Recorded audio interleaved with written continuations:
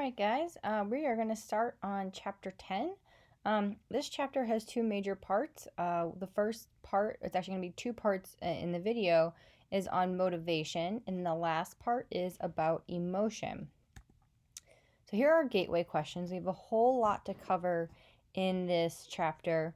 We're going to start off talking about these couple of questions here in this first section of the video, and then we're going to go to these learned social motives later on, and then we're going to be talking about emotion in the last section of this chapter. So motivation we're going to be starting off with, and we're going to be talking about how we study it, hunger and eating, sexual behavior, and then again in the next video, our need for achievement. Otherwise, this video is going to be way too long. So first of all, let's start off with some key terms. Motivation is the internal processes that initiate, sustain, direct, and terminate our activities. So if you decide you're motivated to get off the couch, turn off Netflix, and go to the gym, what was that internal process? And we have various steps in our motivational process, the first of which is a need. This is our internal deficiency that may energize our behavior. So maybe, for an example, you're running low on glucose in your blood, so your blood sugar gets low, and that's a need. Like your body is recognizing that there's a deficiency there. Then you have drive. That's our psychological expression of these internal needs and valued goals. This is when we feel like, wow, I'm hungry, or like, man, I could really go for a candy bar right now. That's that internal hunger. That's psychological, though. You're experiencing that, then you're interpreting that with your mind. Then our response is any action or glandular activity or other identifiable behavior that helps you meet those things. So you're actually going to get up and go to the kitchen and find something to eat. And then the goal is the target or objective of the motivated behavior. It's actually you eating. That's your goal. So it helps relieve that need, reduces that drive, and then eventually will stop that response.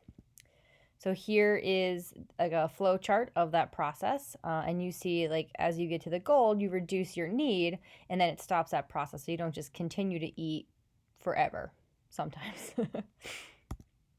Incentives, that's the value that a goal has above and beyond its actual ability to fill in the need. After you've eaten a really big dinner, you have like Thanksgiving dinner, you have no need to get a slice of pie. Like, you are so full, your stomach is packed, but you're like, I could still eat some pie. And that's the incentive value. It's delicious. You want to eat it anyway. You know you don't need it. You know your stomach's going to be too full, but it's delicious and you want a piece of grandma's pie. And normally you probably wouldn't want to go out in your backyard and find some crickets or ants to eat. But if you were hungry enough, if you were starving, you would have a high incentive value to eat insects because you were just that hungry. So that would increase the incentive value of eating bugs. We also have motives. Biological motives are these needs that have to be met for survival. These are basic, like, bodily needs. So hunger, thirst, pain avoidance, like, you have to meet these things, otherwise you're not going to live. Stimulus motives, they express our need for stimulation and information. This is where you get bored, you start looking at your phone, or you switch the TV channel. That is our need for activity, curiosity, exploration, and physical contact. These are things that are more social or intellectual in nature. And then we also have learned motives. These are very social, and they help us with our human power activities. So things like power, affiliation, approval, security, attachment, things like getting grades, like getting an A in this class is a learned motive. You weren't born knowing that you wanted to learn about psychology, but you want to get an A in this class. Now, you may have some internal curiosity, which is a stimulus motive, but the learned motive, getting an A, that's a separate thing. And we're going to be talking about that a lot more in our next video. So we have primary and secondary drives. Primary drives are these basic things like hunger and thirst. Our secondary drives are our need for achievement, affiliation, and our need for understanding of the world around us and for people to understand ourselves. Again, primary are things that are just biologically driven, things that we have to do. So things like what animals would be worrying about. But secondary drives are these higher, more cognitive type drives that we might have. We have what's called homeostasis. You probably heard about this in biology. It's the same as what you would think from that. This is our steady state of our body's equilibrium. So we have optimal levels for a lot of different processes that happen in our body, such as our body temperature, chemicals in your blood pressure. And if those things go awry, it can cause you a lot of problems. And your body does a lot to stabilize yourself. So if you become too hot, we begin to sweat. If you get too cold, you'll shiver and help move your muscles and move blood around your body. Our body goes through a lot just to maintain homeostasis. Even if you just laid in bed and didn't move all day long, your body is um, still using calories to keep you warm, keep you cool, to keep your heart pumping, your digestive system moving, and that's all part of this homeostasis process that your body is trying to keep you in, and that's a really tough thing for it to achieve. Another thing we've talked about back in chapter 5 is circadian rhythms, and that is our cyclical changes of bodily function and arousal levels that will vary on a schedule approximating a 24-hour day. We talked about this in chapter 5 as it relates to sleep. So we think of circadian rhythms being the time that we want to be awake and the time that we want to fall asleep. But circadian rhythms also have to do with a bunch of different bodily activities, including our hormone levels, our body temperature, and for some people, these things can peak earlier, and some people they peak later. And that is one of the things that does help us shift between individuals. Some people are more morning people, some people are night people, and we do see biological differences in their circadian rhythm. So it's not just, you're being an obstinate teenager when you want to stay up late and your parents are early birds and they want to wake you up at 6 to do chores. Your circadian rhythms are probably just a little bit different than theirs. And especially as teenagers, that's very common. Hunger, again, one of these primary drives, has a series of internal factors that play a role. So we used to think that hunger was no more than the contractions of an empty stomach. So your stomach gets empty and it starts kind of like wiggling around like, hey, gotta fill me up here. But we actually know that it's not just that. We do know also that hunger is it will give you a feeling of weakness and shakiness, especially if your blood sugar dips too low. If you ever had this, you might feel muscle weakness, really kind of fuzzy thinking. You might feel shaky. And this can happen especially if you've had a lot of not such, quality foods to eat. And then your body kind of crashes afterwards. And you're like waiting for the next meal and you almost get you get really irritable and very weak in the process. Um, Eating does, when you eat, it stretches out your stomach and it makes you feel full. And there's a nerve, the vagus nerve, that goes between your stomach and your brain that will let you know, like, hey, like you're full now, you need to stop eating. But if it was that nerve is severed, you could still feel hungry and you would still eat regularly. But it is interesting. It takes a while for your brain to recognize that your stomach is full, which is why we sometimes will overeat. You just eat so much to the point of like you're bursting and you can't eat anymore and you're like, I should have stopped like before that last piece of pie. Thinking about Thanksgiving again. And that can get really uncomfortable, but because it's taking some time for your brain to recognize the signals from the vagus nerve. Now, this was actually discovered that, you're satiated by the stretching of the stomach lining. This researcher who hypothesized this, he couldn't find a good way to test it. So what he did is he somehow got a balloon on a tube and he swallowed it. And then he was able to inflate the balloon while it was in his stomach. And then he went from feeling hungry to not feeling hungry anymore. And then he was able to deflate it. And then his stomach was like, oh, hey, yeah, we're hungry. And then he removed the balloon. And so he was able to show that it actually has to do with the stretching of the stomach. Kind of a crazy experiment, but I love when people do stuff like that. So when you feel hungry and your fat stores are low, we have low leptin levels, ghrelin and orexins become active, and these are hormones that are involved with eating. So you initiate eating behavior, and your autonomic nervous system is like, oh, hey, we need to begin to collect nutrients. You eat, and then your body begins to store those nutrients. You lower your metabolic activity, and then your hypothalamus is like, hey, yeah, we need to eat. And then your fat store levels increase and your feeding stops when you become satiated. Now, we have a series of mechanisms for hunger in our brain as well. Our hypothalamus, remember the 4 F's? Feeding, fighting, fleeing, and mating. The first one, feeding. is our hypothalamus. Again, that's the part right below our thalamus. If we look here, it's our thalamus, or sorry, right here is the thalamus. And then right below it, we have our hypothalamus, the pituitary gland sitting right underneath there. Um, that area of the brain is responsible for things such as emotion, but especially feeling hunger, thirst, and sexual behavior, have that drive for sexual behavior. It is very sensitive to blood sugar, and if you damage that region, the brain can cause weight gain because it's like never satiated, never knows that you've had enough. So your hypothalamus, that feeding part, is really important. But we don't always just have like external factors. It's not just our biology that's pushing us to eat, because if that were the case, as soon as we got full, we would stop eating and we wouldn't eat when we weren't hungry, and we wouldn't be overweight. But the thing is that, especially in modern day, we have a lot of external eating cues. Food is extremely visible to us. You can go to the grocery store and for very little money get a bunch of food, and you can um, see all kinds of good advertisements for food on TV and magazines. You drive down the street, you're going to pass a bunch of fast food restaurants. Food is very easily accessible, and the people around us can influence how much we eat. So if you go to lunch, you're having lunch with your friends outside. Well, if you're seeing your friend eating some maybe leftover Halloween candy, now you're going to crave chocolate. Like, we have all these external eating cues that make us want to consume more or consume different foods other than what we already had. Emotional eating is a big part of this as well. So we eat oftentimes when we're anxious, angry, and sad. And then, of course, in our fat conscious culture, that can lead the person to feeling more emotional distress, causing them to eat more. And it becomes a really vicious cycle. People, especially when they're overweight, they will oftentimes try to punish themselves by consuming less food, but that stress then leads them to stress eating, and then they feel bad about themselves and they punish themselves again, and it becomes a really, really vicious cycle to get out of.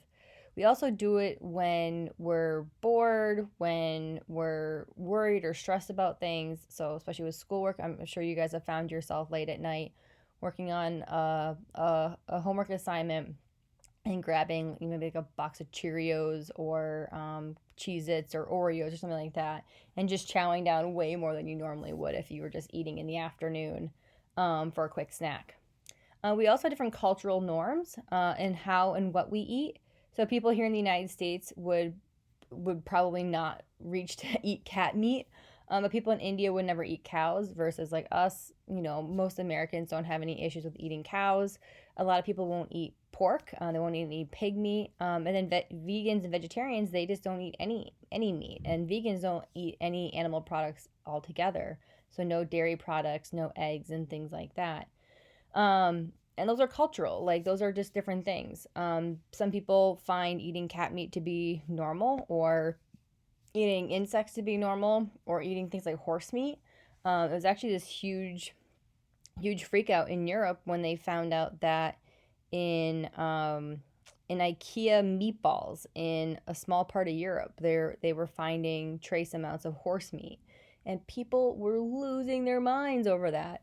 And in parts of Europe, it's considered normal to eat horse meat, but in Northern Europe, where they have an equestrian culture, horses are seen more as animals, more on the line of pets than like barnyard animals, like cows. And so they freaked out that they were eating horse meat. It's just a really interesting kind of, I guess, mindset. And I guess the horse meat was actually healthier, it's less saturated fat than beef. But people still, they freaked out. They lost their minds over this idea that they had been eating horse meat. But I think IKEA then stopped producing anything with horse meat. So if you've ever seen this chart, this is the BMI, the body mass index scale. So what this does is, what you do is you take your height in inches, and you go across the side, and then you look at your weight, and then you kind of see which region of the chart you fall in. So if you fall into this like green area here, you have a healthy weight. If you're in the yellow, you're a little overweight, and then you go to obese, morbidly obese, and then this blue area is underweight. Now, I will say, if you ever go to a doctor and they start lecturing you about where you fall on the BMI scale, tell that doctor they are full of crap. The BMI is a really, really poor indicator of someone's health. It's used because it's very quick and easy to use, but it is just terrible. It's like the worst shortcut ever. So people who are on this scale considered to be obese can be very healthy. They can be very muscular. They could be very athletic, but yet they're showing up as obese or morbidly obese. But people who are underweight are considered to be healthy, or even people who are on the normal weight could be considered healthy when they're eating nothing but junk food, and they could be smoking and doing all kinds of terrible things for their body. Um, so, for an example, like Simone Biles, the gymnast, she is super short. I think she's probably right around 5 feet, but she weighs quite a bit because she is a gymnast and she's all muscle. She probably falls somewhere in this obese BMI scale. But if you looked at her, you would just know. Like, she's one of the greatest athletes in our country. And she's still considered to be obese on the BMI scale. So if anyone gives you a hard time about the BMI, your BMI, like, roll your eyes and be like, let's do something better, especially if it's a doctor. So they can do a body mass index, or sorry, a body composition test where they look to see the proportion of muscle to fat in your body. And now, if you have too much fat, that is an indicator that you are carrying too much fat. But people who are athletic and very muscular, they'll show up that they have all this muscle and low body fat, and that kind of indicates their health better. Also, of course, there's various stress tests that people can do to show their cardiovascular fitness. That's much better than this silly BMI scale. So if you're falling into an unideal region on this, do not let it make you feel bad. This scale is crap. Also, there's a weird typo over here. All right, dieting. Your diet is not to lose weight. Your diet is just the foods that you consume. You could have a vegan or vegetarian diet. You could have an omnivorous diet where you eat both plants and animals. You could have just a standard North American diet, or just a diet that's your diet, like what you just normally consume. The normal North American diet is high in sugar, fat, salt, with very large portions. So, for an example, in France, they eat smaller portions, but they take a lot longer to eat. They still have a lot of fat and salt, not quite so much sugar, but it's balanced out with smaller portions and just taking time to eat. Other parts of the world, they will eat more whole grains, beans, legumes, or they will eat a lot of fish. Different parts of the world just have subtly different diets. Even parts of America, there's different diets. Now, the North American diet does get a really bad rap because it's not just high in all these things that we know can be dangerous for us, but it also is paired with very large portions. Now, yo-yo dieting is using fad diets that allow for rapid weight loss, but then people will quickly regain the weight afterwards. Now, people, I'm going to usually say, young women will do this, but it's not just young women. Men do this as well. They will use these different diets to cut their weight and maybe lose 10, 15, 20 pounds very rapidly, but it's not sustainable. When they do that, because they're cutting back so far, they're setting their body's metabolism to actually be lower. So when they start eating normally again, they're going to regain the weight plus some extra, and then their metabolism is going to stay low. It takes a while to rebuild the metabolism to bring it back up to speed.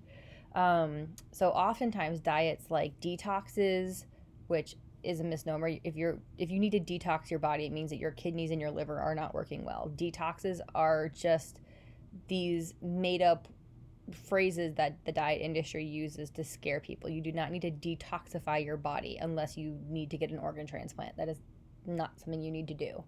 But like those detox diets where they just eat fruit juices or vegetable juices for a week, or these special teas and things like that, you're not getting enough calories into your body, so it's slowing down your metabolism. And then on top of that, you're going to lose weight really quickly because all the stuff that's in your digestive system, just normally kind of hanging out there, moving its way through, gets pushed out really rapidly, and you're not replacing it with anything. So any things in your small intestine, your large intestine, kind of the couple pounds of poop that you just kind of have working its way through, it will go through very rapidly, and then you're not replacing it with more food. So yeah, you may lose 10 pounds, but it's not permanent weight loss. As soon as you start eating normally, your digestive system is going to kind of fill itself up again and resume its normal functioning. So that, 5 to 10 pounds isn't real weight loss. It's not like you're losing fat. It's just you're losing some some fiber from your digestive system. It's important to make sure that you're eating enough food. They recommend about 1,200 calories net minimum per day. So that means if you eat 2,000 calories and then you do a really crazy workout and you burn 1,000 calories, you're actually now at 1,000 net calories. You take 2,000, you minus 1,000, you're at 1,000. You need to eat more to replenish those calories, at least up to the 1,200 mark. It may depend on your body specifically, but oftentimes they call it starvation mode. That's a little bit of a misnomer, but in this oversimplification. But I want you guys to understand that you can't just only eat 1,000 calories and do these workouts and expect your body to maintain its metabolism. You have to make sure that you're eating enough and eating enough quality foods to sustain your metabolism so that it doesn't just tank to the floor. If your body doesn't think it's going to get enough nutrition, it's going to slow itself way down and try to hold on to every little calorie that comes through, and it will complicate yourself in the long run. And maintaining a healthy weight can become very difficult. Obesity does seem to be expanding across the United States. All measurements kind of show that, especially among teens and adolescents and even children. I'm sure you guys know about this. The obesity epidemic is something that's all over the news. There's a variety of different factors. Some of them are health factors. It's access to quality nutrition. There's a lot of areas of this country where it's hard to get fresh fruits and vegetables at an affordable price. And foods that you would consider to be healthy foods. Other areas it's not that hard, but for a lot of the country it's very difficult to get access to these foods. It's also just the social nature of eating. It's funny, whenever I go to the Midwest, to Wisconsin where my family's from, I'm always amazed at the amount of food that people eat, and then also, the type of foods that the people eat. It's a lot of really heavy, fried, fatty foods that I wouldn't consider to be like something that I would eat on a normal daily basis, but that seems to be much more common there. Different parts of the countries have different types of foods that people eat, and that is related to culture as well. So it's a difficult thing. We also talked in what was it, chapter it was chapter 4, relating to the food science and taste, the bliss point research that tailors foods to make them so perfectly delicious that you never want to stop eating them. That's really occurred too. That really has kind of blown up in the food industry since the 1990s, and we also see this obesity epidemic. Another thing was the vilification of fats in our diet. So everything became low-fat food in the 80s and 90s. Everything was low fat. Low fat, low fat, low fat. Low fat yogurt, low fat crackers, low fat cookies, low fat ice cream. Everything was low fat. But in doing so, they had to increase the amount of sugar and everything. And now we're seeing that eating fats, especially healthy fats, things like the healthy fats in nuts and avocados and olive oil and things like that, those are actually really good for us, and reducing sugar seems to be a big deal. This is where we get like the low carb push and the keto push. Now, I'm not saying you have to go super extreme and just eat, butter and mayonnaise and bacon, but kind of looking at sugar intake seems to be a key factor in weight loss or maintaining a healthy weight as well. Of course, people often have a disordered eating process. So there's 3 major eating disorders that are out there. You probably have heard of these before, or at least the first 2. So the first one is called anorexia nervosa.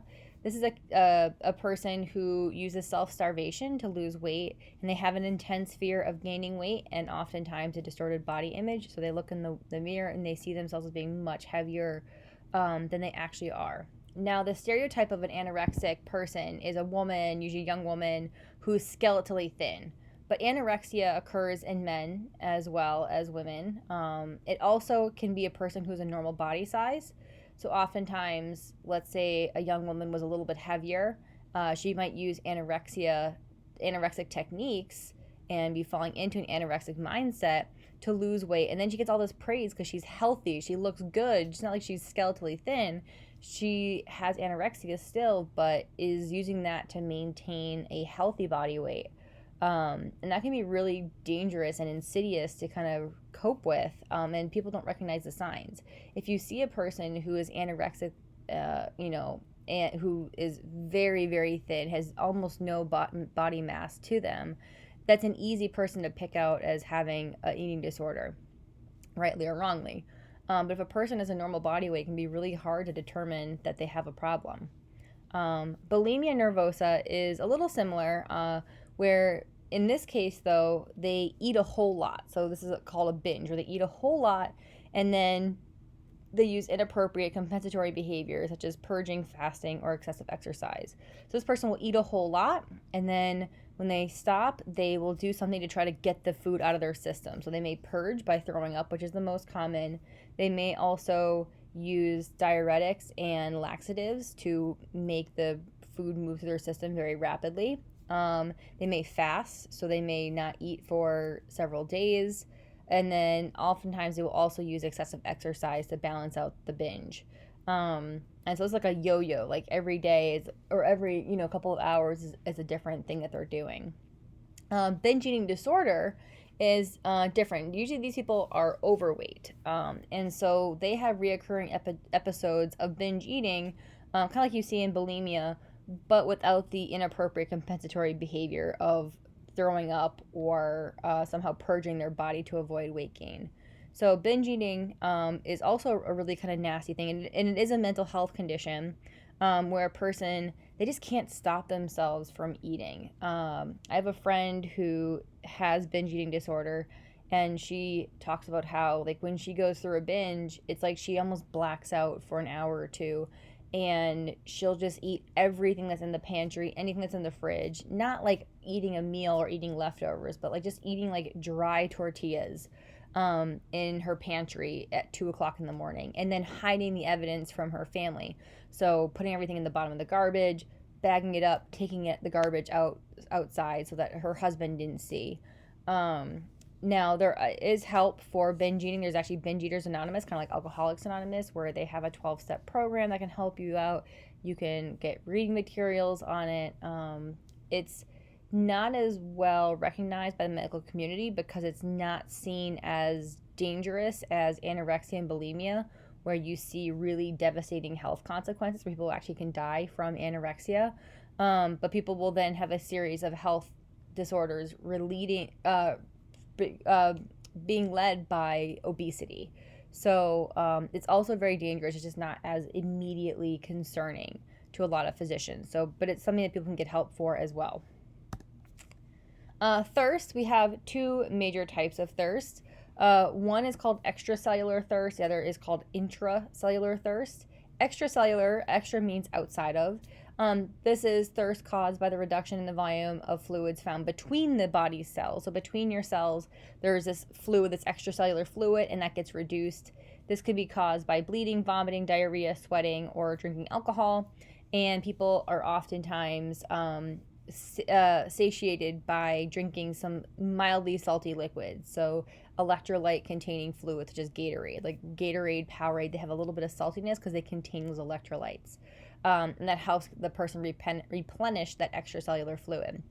Intracellular fluid is triggered when fluid is drawn out of the cells themselves due to an increased concentration of salts and minerals outside the body or outside the cells. So the extracellular fluid. So if you eat a salty meal, your cells actually shrink because some of that liquid comes out of them. So just consuming more water and kind of flushing your body of the extra salts can be important. Pain is considered an episodic drive because it happens in distinct episodes when we have bodily damage that takes place or is about to occur. And this is important, as we saw with the girl who doesn't feel pain in chapter 4. By feeling pain, it prompts us to avoid or eliminate the source of discomfort. You're not going to continue to walk in shoes that are giving you blisters because it hurts. You're going to stop doing that, hopefully. But our pain tolerance is partially learned. In some cultures, it's considered to be part of the ritual of maybe coming into manhood or into adulthood, or as part of religious practice to engage in cutting behaviors, burning, whipping, tattooing. And we oftentimes will learn to react to pain by watching our family. If your mom freaks out when she gets a paper cut, you're more likely to learn that that's an appropriate response. But if the person who gets hurt is very stoic, like you're watching a person going through this tattooing practice and they're not even wincing in pain, you might then learn as a child that you don't react to physical pain in a similar way. All right, so here's where we're going to stop, and next time we're going to start talking about arousal, not a sexual sense, and some other factors that are more emotional.